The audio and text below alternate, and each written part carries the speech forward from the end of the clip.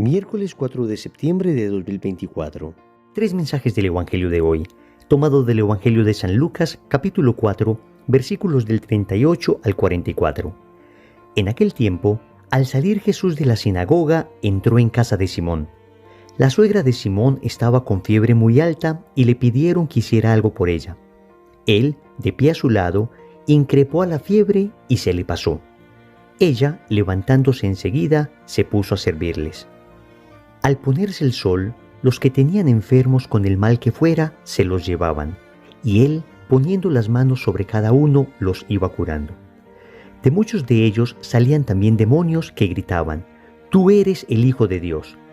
Los increpaba y no los dejaba hablar, porque sabían que él era el Mesías.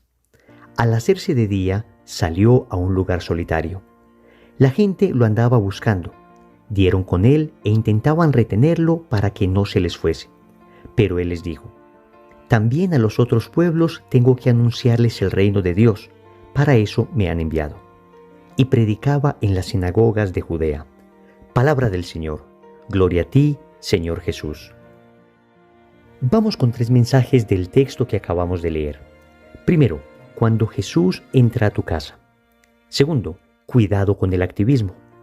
Tercero, cómo sanar el egoísmo. Vamos con el primer punto. Cuando Jesús entra a tu casa. El Evangelio comienza diciendo que después de que Jesús salió de la sinagoga, entró en la casa de Simón Pedro. Querida familia, lo que Jesús hizo aquella tarde en la casa de Simón es lo mismo que quiere hacer en tu casa. En primer lugar, en tu corazón, que es, digamos, tu casa íntima, entrando a tu vida, pero también cuando le abre las puertas de tu hogar, en toda tu familia. Vamos a ver qué hizo Jesús en la casa de Simón. Lo primero fue sanar. Cuando Jesús entra a una casa, sana. Y así nos cuenta el Evangelio que la suegra de Simón se encontraba con mucha fiebre y él, de pie a su lado, increpó a la fiebre y se le pasó.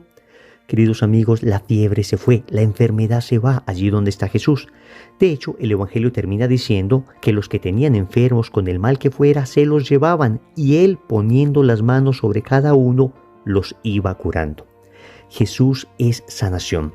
En primer lugar, sanación espiritual, porque tal vez lo más enfermo hoy en nosotros es nuestra alma.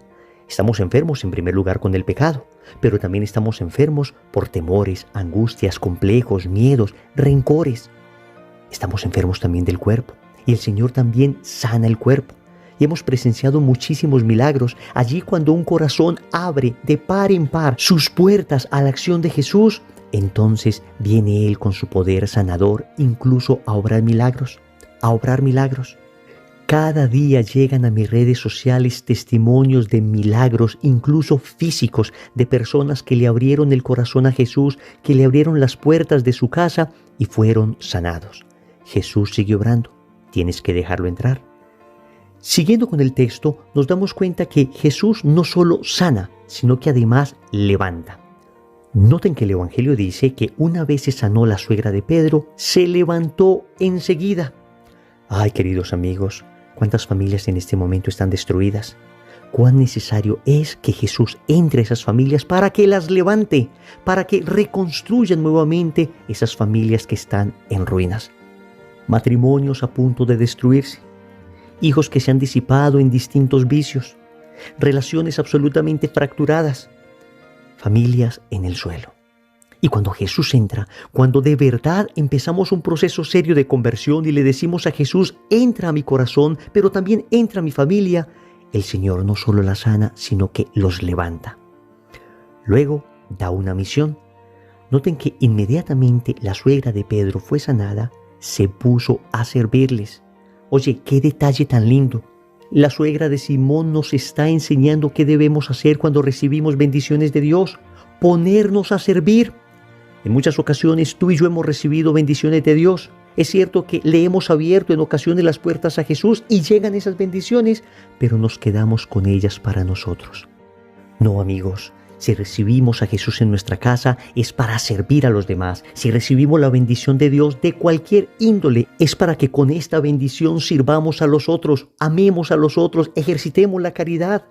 Si recibo bendición económica no es solo para mí, es también para compartir. Si recibo la bendición de la salud es para ayudar a los que no la tienen. Si recibo la bendición de una familia sólida, hermosa, es apadrinar a otras familias que están necesitadas. Si recibo la bendición, qué sé yo, de inteligencia, de destreza física, cualquier tipo de bendición en el orden físico o en el orden espiritual, es para con ello servir a los demás. Pero también en la casa de Simón Jesús liberaba. Y hoy quiere liberar en tu familia también todas aquellas ataduras que en este momento les están esclavizando. Dice el Evangelio que de muchos de ellos salían también demonios que gritaban: tú eres el Hijo de Dios. Amigos, el demonio hoy quiere destruir las familias. El demonio hoy quiere destruir nuestros hogares. Ciertamente no podemos decir que cada cosa mala que pasa en nuestra vida es acción del demonio. Sabemos que además nosotros intervenimos en muchas ocasiones para que las cosas vayan mal. Tenemos 3 enemigos en el alma: el mundo, el demonio y la carne. En ocasión las desgracias vienen por nuestras propias decisiones, es decir, por nuestra carnalidad. En otras ocasiones por el ambiente mundano en que nos movemos. Pero también es cierto que el demonio va a tratar de hacer todo el daño que pueda. Y nosotros tenemos que estar precavidos, con los ojos abiertos, e invitar a Jesús para que saque a Satanás de nuestra familia. Y es que cuando Jesús entra, no caben las supersticiones. Cuando Jesús entra, todas estas cosas de la nueva era tienen que salir.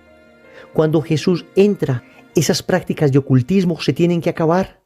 Cuando Jesús entra, tenemos al poderoso, tenemos al fuerte, tenemos al único a quien debemos recurrir. Y Satanás tiene que salir de inmediato. Jesús entra y libera. Segundo, cuidado con el activismo. Después de todo este ministerio de Jesús, dice el Evangelio que al hacerse de día salió a un lugar solitario. Querida familia, ¿qué se fue a hacer Jesús a aquel lugar solitario? Se fue a hablar con su Padre Celestial, se fue a orar. Amigos, nosotros que vivimos en el encanto del activismo, que vivimos haciendo cosas, que se nos mide por nuestra eficacia y efectividad, hemos olvidado que lo esencial de la vida se encuentra en la intimidad de la oración. Hemos caído en algo que se llama el activismo, es decir, hacer, y cultivar muy poco el ser. El hacer es importante, siempre y cuando sea producto de un ser que se ha cultivado en la oración. La pregunta es, ¿cuál es tu lugar solitario para hablar con Dios? En medio del agite de nuestra vida, en medio de las 1000 cosas que tenemos que hacer, sacas un espacio de tu día, un espacio privilegiado para hablar con tu Dios. Y no me refiero simplemente a la oración de la mañana, a la oración de la noche, a bendecir los alimentos. Todo esto se debe hacer. Pero es que es indispensable sacar un tiempo para cultivar el diálogo íntimo con el Señor, para cultivar la oración, para cultivar el amor con aquel que te amó desde siempre. Y este espacio de oración se debe reflejar también en un espacio que se le dedica a la familia, a tu esposo, a tu esposa, a tus hijos, a tus papás, a tus hermanos. Espacios privilegiados. El Evangelio los llama espacios solitarios. Jesús se fue a un lugar solo, es decir, lejos del mundo, desconectado de las redes sociales, lejos del celular, un espacio para cultivar el amor. Esos espacios los tienes. Y créeme que no es tan complicado como parece. Puedes entrar a una capilla, puedes tener un altar en tu casa, puedes caminar en medio de un jardín o de algún lugar que te inspire y hablar con tu Dios, un momento de comunicarte con Él. Y en tu familia puedes tener un espacio en la cena, un espacio en el almuerzo, incluso en el desayuno, un espacio donde se desconecten de todo y sea solo para ustedes, solitarios, es decir, desconectados del mundo para cultivar el amor. Cuidado con el activismo. El activismo devora el amor. Tercero, ¿cómo sanar el egoísmo? Después de que Jesús hizo todos estos milagros, las personas lo andaban buscando. Dieron con él e intentaban retenerlo para que no se les fuese. ¿Cómo se llama eso? Egoísmo. Y miren cómo el diccionario de la Real Academia Española define el egoísmo. Inmoderado y excesivo amor a sí mismo que hace atender desmedidamente al propio interés sin cuidarse del de los demás. Ay, querida familia, el primero que debe levantar la mano y decir y reconocer con vergüenza que ha sido egoísta soy yo. Lo primero que tenemos que hacer es reconocer que nos hemos centrado demasiado en nosotros mismos. Egoísmo precisamente viene de esa palabra latina ego, que significa yo. Sería como un yoísmo, es decir, como que yo estoy en el centro de todo, como que todo tiene que girar en torno a mí, como que todo me tiene que beneficiar a mí. Y esto es lo que se ve en las personas de Cafarnaúm. Querían retenerlo, es decir, que la bendición de Jesús sea solo para nosotros. Se nos olvidan las necesidades de los otros. ¿Cómo sanar entonces este egoísmo? Lo primero es reconocer que somos egoístas. Nadie se sana de una enfermedad que no acepta tener. Reconocemos con humildad que hasta ahora hemos pensado demasiado en nosotros mismos. Y noten que en la definición se dice que es pensar desmedidamente, excesivamente, inmoderadamente, porque es natural que estemos pensando en nuestro bienestar. El Señor nos llama también a cuidarnos, pero cuando yo me centro tanto en mí que me olvido de los demás, ya caigo en el egoísmo. Lo primero entonces es reconocer que tengo este egoísmo. Lo segundo es pedir la gracia a Dios. Sin mí nada podéis hacer, dice el Señor. Es decir, sin la ayuda de la gracia no podremos arrancar de nosotros ese vicio de egoísmo que tenemos. Luego hay que empezar a cultivar la humildad. Cuando se cultiva la humildad, yo empiezo a reconocer mi propia fragilidad. Empiezo a aceptar mis errores. Empiezo a darme cuenta que hasta ahora yo he sido el centro de mi existencia y no me ha salido bien. He terminado hiriendo a otras personas. Cultivar la humildad significa reconocerme pequeño, esforzarme por ver en los otros las cualidades, esforzarme no tanto por ser el mejor, sino por dar lo mejor, reconocer que soy criatura ante el Creador. Es necesario ser humilde para poder reconocer que hemos sido egoístas. Luego hay que cultivar la generosidad, porque el egoísta solo está pensando en él. El egoísta tiene las manos abiertas, pero para que le den, no tiene las manos abiertas para dar. Debemos cultivar la generosidad, debemos pensar de qué manera podemos ayudar a los demás. Recordemos aquella regla de oro que el Señor enseña. Trata a los demás como quisieras que te trataran a ti. ¿Te encanta que te den cosas? Pues entonces tú da más cosas todavía. Por cada una cosa que te den, da tú 3, 4, 5 y hasta 10 cosas más. Si se quiere sanar el egoísmo, se debe actuar de manera contundente, de manera absolutamente generosa. Luego hay que aprender a ponerse en los zapatos del otro. Cuando una persona es egoísta, solo piensa en sus propios zapatos y solo tiene un punto de vista, el propio. Es mi necesidad, son mis problemas, son mis dificultades y no me importan las de nadie más.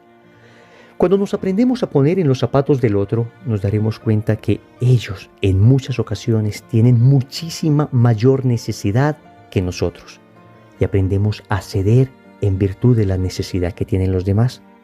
Es necesario ponernos en los zapatos de los otros. Oremos. Querido Señor, hoy quiero suplicarte que entres a mi casa. Sabes que mi casa está sucia y necesita de tu presencia. Sabes, Señor, que no tengo para ofrecerte más que un pobre pesebre, pero naciste en uno para mostrarme que lo importante es la disposición que hay allí, aunque no haya mucho que ofrecerte. Te pido que cuando llegues a mi casa me sanes, me limpies a mí y a toda mi familia, y me cures del activismo. Me cures de ese deseo enfermizo que tengo de hacer y de hacer cosas, y me enseñes a ser alma de oración.